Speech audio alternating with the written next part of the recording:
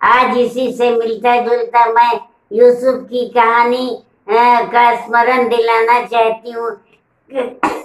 कैसे वो जीवन भर एक परमेश्वर को भाने वाला जीवन जिया। यूसुफ याकूब का छोटा बेटा था, उसके बाद बिन्यामीन था। याकूब यूसुफ को बहुत प्रेम करता था और उसके लिए उसने एक सतरंगी अंगरखा बनाया था।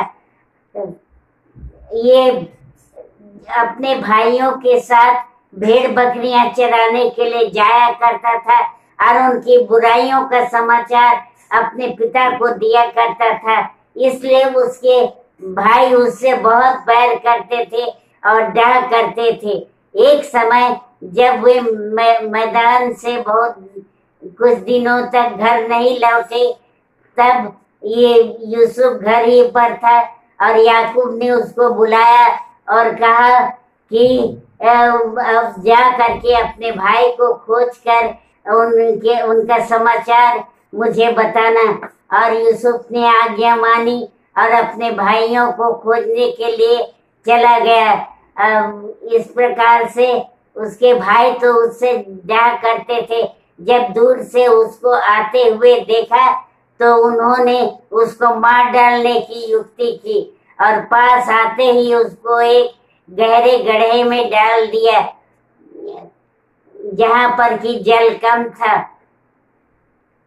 परंतु बाद में उन्होंने कुछ सोच करके अपने भाई का खून बहाने से नहीं ठाना और कहा कि अपने भाई का खून बहाने से तो उसको बेच देना अच्छा होगा।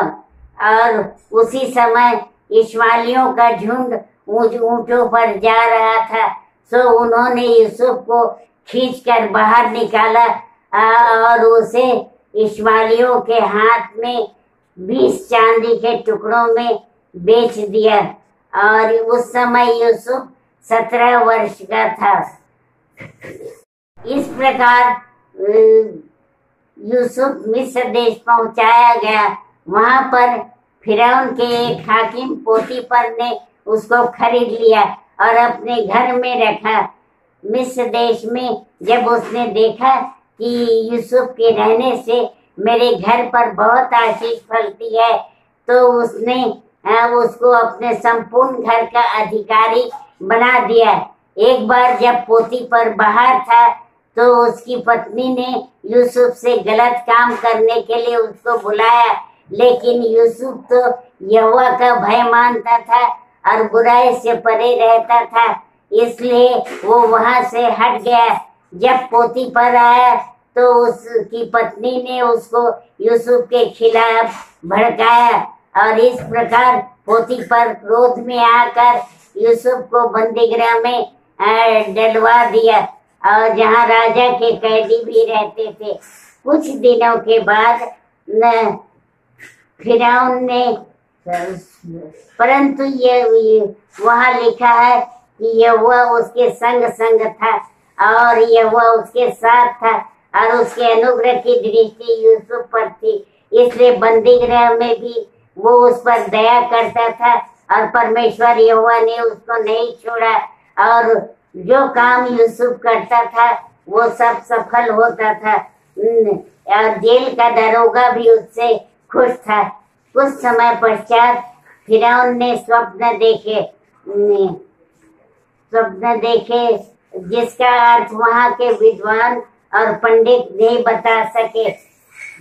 परंतु तब फिरौन के पिलानेहारे ने सुझाव दिया कि यूसुफ नाम का एक जवान है जो कि बंदीगृह में है, जिसने मेरा स्वप्न का अर्थ बताया था। तो उसने फिरौन को सलाह दी कि उसको बुलाया जाए और इस प्रकार फिरौन ने यूसुफ को बुलाया। यूसुफ जब आया तो फिरौन ने उससे पूछा, परंतु यूसुफ ने कहा कि मैं तो कुछ नहीं जानता, परमेश्वर ही फिरौन को शुभ वचन देगा। और इस प्रकार से उसने स्वप्नों का अर्थ बताया। स्वप्नों का अर्थ था 7 वर्ष सुकाल के और 7 वर्ष अकाल के रहेंगे।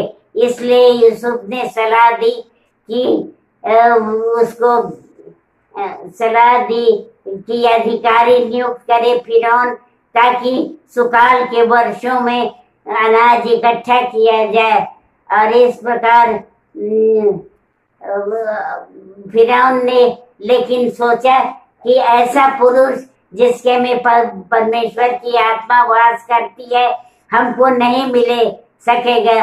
उसने यूसुफ का सम्मान किया और सम्मान करने के लिए उसको मलमल के वस्त्र पहनाए गए।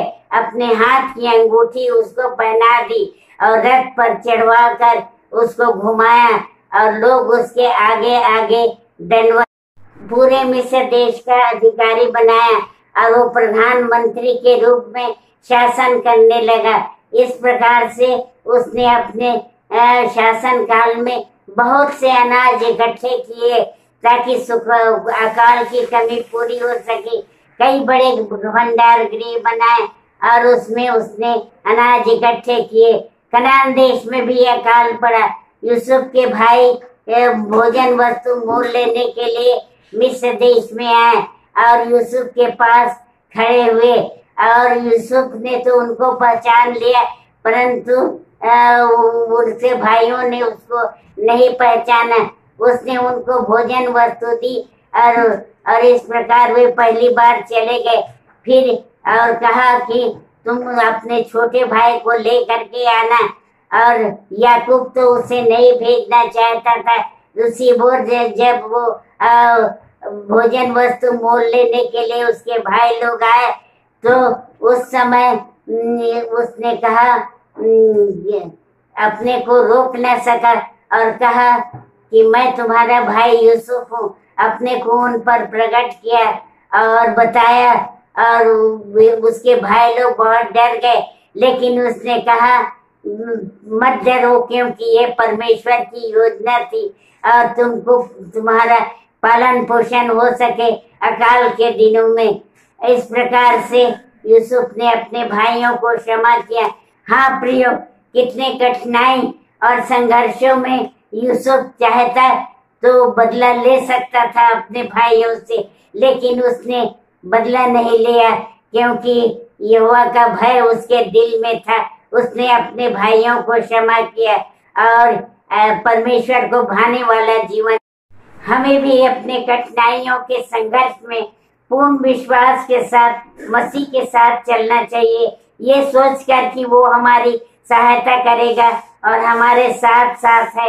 अंत में मैं आपको एक पद बताना चाहती हूँ। इस संसार के सदृश न बनो, लेकिन तुम्हारी बुद्धि के नए हो जाने से तुम्हारा चाल चलन भी बदलता जाए, ताकि तुम परमेश्वर की भली और भावती और सिद्ध इच्छा अनुभव से मालूम करते रहो। परमेश्वर आप सबों को आशीष दे। धन्यवाद।